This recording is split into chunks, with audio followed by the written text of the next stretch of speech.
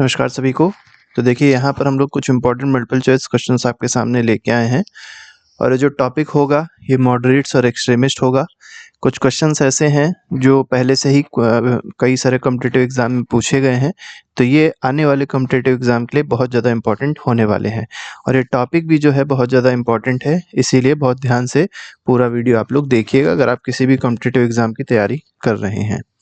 तो first question देखिए पूछा गया, the protest method of moderates leader of the Congress was. देखिए आपको पता होगा 1907 में क्या हुआ था, सूरत स्प्लिट हुआ था। ठीक है, सूरत सेशन हुआ था जहां पर सूरत स्प्लिट हो गया था, मतलब कांग्रेस में दो भाग हो गए थे। एक मॉडरेट्स गुट गुट हो गया था और एक एक्सट्रीमिस्ट गुट हो गया था, जिसको नरम दल और गरम दल कहते हैं। तो पूछा गया जो मॉडरेट्स थे उनका प्रोटेस्ट मेथड क्या था, तो नॉन कोऑपरेशन नहीं था, क्या था, कॉन्स्टिट्यूशनल एजिटेशन था। ठीक है, तो कॉन्स्टिट्यूशन जो उस समय ब्रिटिश कॉन्स्टिट्यूशन था उस हिसाब से वो लोग क्या करते थे, एजिटेट करते थे, अनशन करते थे, ये सारी चीजें होती थी मॉडरेट्स में। क्वेश्चन नंबर सेकंड देखिए, सेकंड क्वेश्चन क्या कह रहा है, which of the following movement has contributed to a split in Indian National Congress resulting in emergence of moderates and extremist. तो देखिए मॉडरेट्स और एक्सट्रीमिस्ट जो हुआ है, ठीक है, मेनली अगर देखा जाए इनका जो स्प्लिट हुआ था वो किस वजह से हुआ था, आपसे रीजन पूछा गया क्यों हुआ था, ये स्प्लिट क्यों हुआ। तो 1905 में क्या हुआ था, स्वदेशी मूवमेंट आई थी।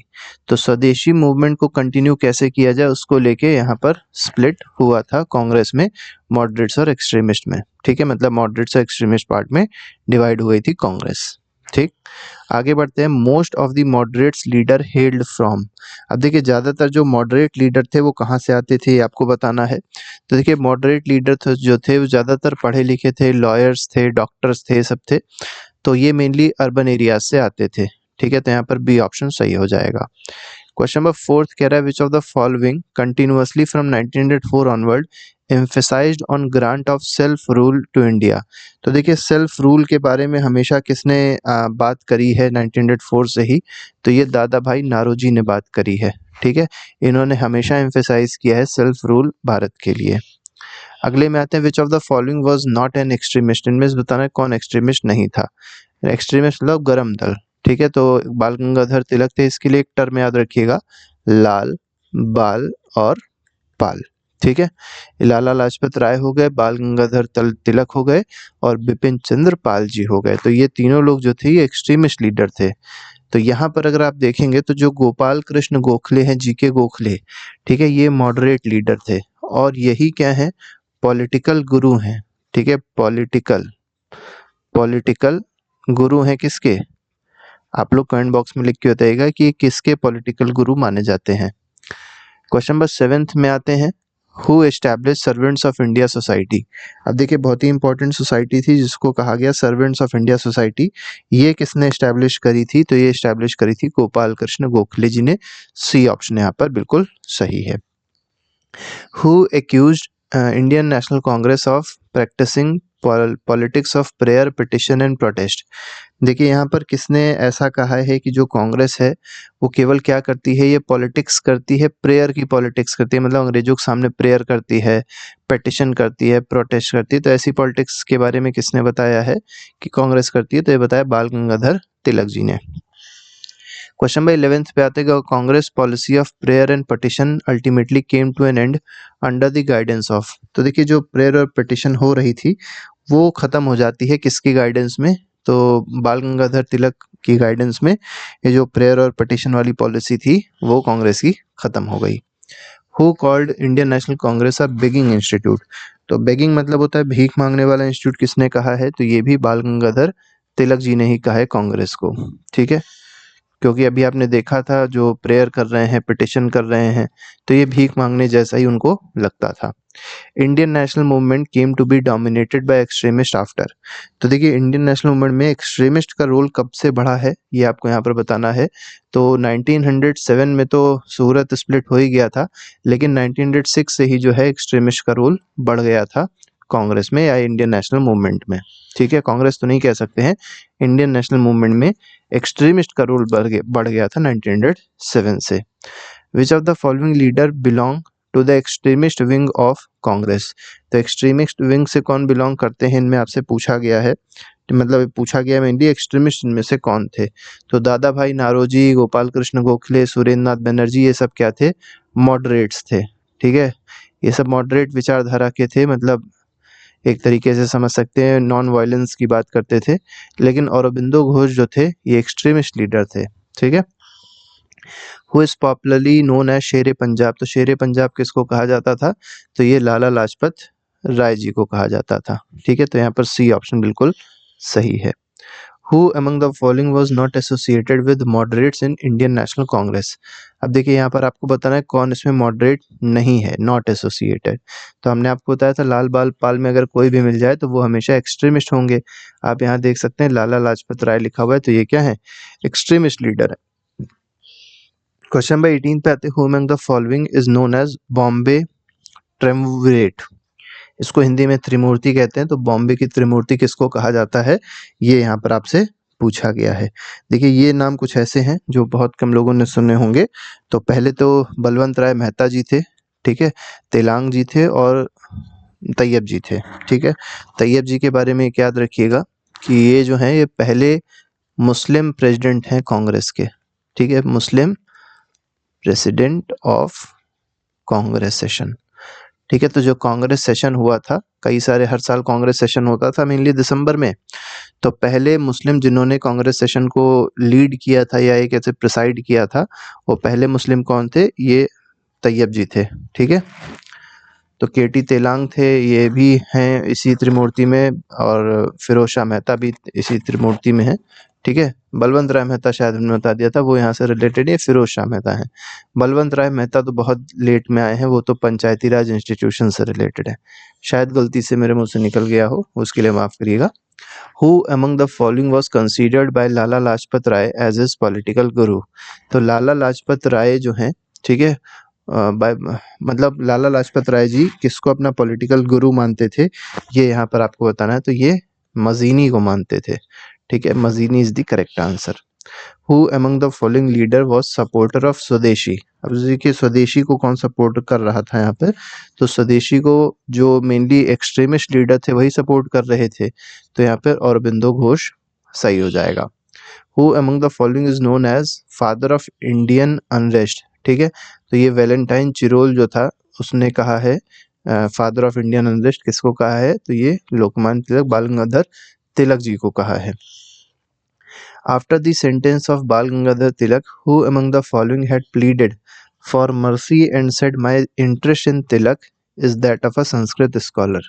तो देखिए बाल गंगाधर तिलक जी को जब जेल कर दी गई थी, तो इसके बाद एक क्या है कि एक ब्रिटिशर ने मर्सी पिटिशन कह सकते हैं, मर्सी प्लीड किया था, और ये केवल ये कहा कि जो उनका रिश्ता है या उनकी जो पिटिशन है, उनकी जो मर्सी है तिलक के लिए, वो केवल एक संस्कृत स्कॉलर को लेके है, नेशनलिस्ट को लेके बिल्कुल भी नहीं है। तो ये किसने ऐसा कहा है? तो ये मैक्स मुलर ने कहा है। इसके बारे में जरूर सुना होगा आप लोग ने, मैक्स मुलर के। ठीक है, तो यहाँ पर Max Muller is the correct answer. 27 पे आते हैं, which extremist leader of Indian of freedom movement was given 6 years of jail punishment in 1908? तो 6 साल की जेल पनिशमेंट 1908 में किसको दी गई थी? बाल गंगाधर तिलक जी को ही दे दी गई थी। Which of the following defines extremist ideology during the early phase of Indian freedom movement? तो देखिए एक्सट्रीमिस्ट आइडियोलॉजी बताना है, इसमें से कौन एक्सट्रीमिस्ट आइडियोलॉजी के बारे में बात कर रहा है? Stimulating the production of indigenous article by giving them preference over imported commodities, नहीं, ये एक्सट्रीमिस्ट आइडियोलॉजी को नहीं बता रहा है। Obtaining self government by aggressive, देखिए यहाँ पर एग्रेसिव मीन्स यूज किया गया ना, तो जहां पर भी एग्रेसिव मीन्स आ रहा है तो वो एक्सट्रीमिस्ट आइडियोलॉजी हो जाएगी। तो सेल्फ गवर्नमेंट चाहिए, लेकिन कैसे चाहिए? एग्रेसिव मीन्स से हमको चाहिए in place of petition and constitutional ways. तो पिटिशन और कॉन्स्टिट्यूशनल वेज से पता था इन लोगों को कि आज़ादी नहीं मिल पाएगी, सेल्फ गवर्नमेंट नहीं मिल पाएगा, तो एग्रेसिव अगर मीन्स चाहिए तो उसके लिए ये बात करते थे एक्सट्रीमिस्ट लीडर। ठीक है, the Indian Muslims in general were not attracted to extremist movement because of the dash. देखिए जो इंडिया के मुस्लिम्स थे उस समय के, वो एक्सट्रीमिस्ट मूवमेंट में बिल्कुल भी विश्वास नहीं कर रहे थे। ये आपसे पूछा गया ऐसा क्यों था, ये यहाँ पर आपको बताना है। Influence of sir Syed Ahmed Khan गलत है। Anti Muslim attitude of extreme, ये भी गलत है। Indifference shown to Muslim aspiration, ये भी गलत है। Extremist policy of harping on the Hindu part, ये बिल्कुल सही है। ठीक है, इसको आप ऐसे भी समझ सकते हैं कि ज़्यादातर जो एक्सट्रीमिस्ट लीडर थे उसमें मेनली आप देखेंगे हिंदू लोग ही थे।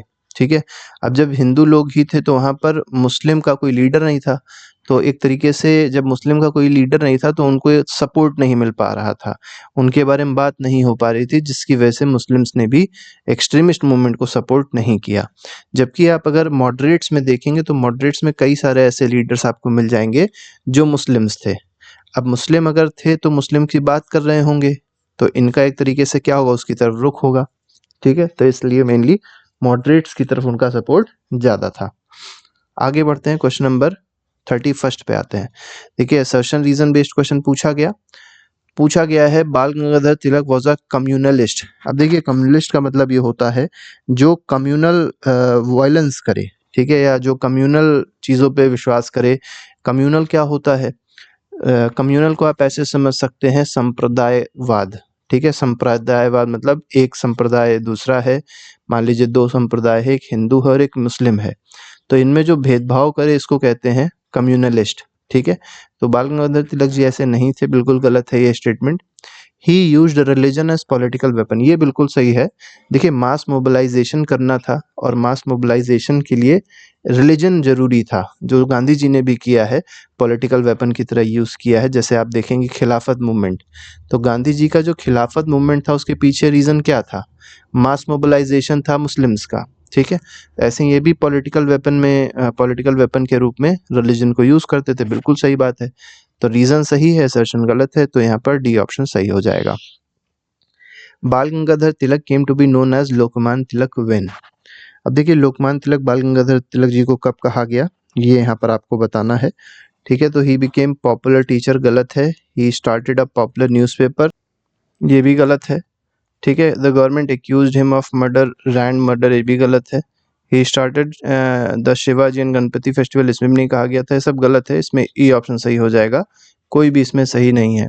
लोकमान्य तिलक मेनली इनको तब कहा गया है जब ये जेल से छूट के आए हैं, इन्होंने बहुत सारे अच्छे काम किए थे, और जब ये जेल से छूट के आए तब लोगों ने इनको लोकमान्य की उपाधि दे दी थी, ऐसे आप इसको समझ सकते हैं।